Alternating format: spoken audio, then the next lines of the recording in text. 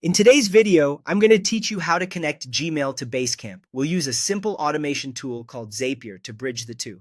This is helpful if you want emails to automatically create items in your Basecamp projects, save time on manual copy and paste, or ensure your team never misses an important message. You don't need any coding skills, just follow along. First, go to Zapier in your web browser. Zapier is an automation platform that links your favorite apps together so that when something happens in one app, another app does something in response. Once the site loads, make sure you're on your own Zapier account so your workflows are saved in the right place. Next, choose Gmail as the trigger app. In Zapier terms, a trigger is the event that starts your workflow. For Gmail, that might be something like a new email arriving, a message matching a search, or an email appearing under a specific label.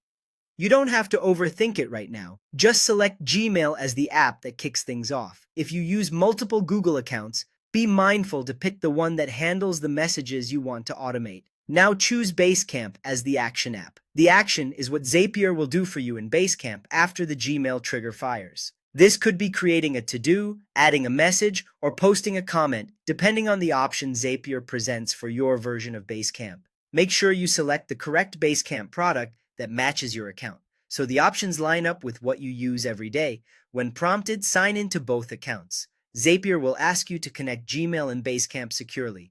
Approve the permissions so Zapier can read the Gmail events you choose and perform the actions you allow in Basecamp. If your organization uses multiple Basecamp accounts or teams, double-check you're connecting the right one. You can always review or remove access later in your account settings. Finally, pick a workflow and turn it on.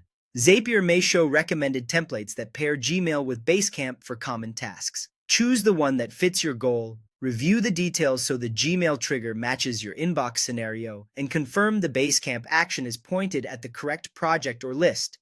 When everything looks good, switch the workflow on. From that point forward, Zapier will run it automatically in the background, helping you keep Gmail and Basecamp in sync with less manual work. That's it. Your Gmail to Basecamp connection is live and ready to save you time.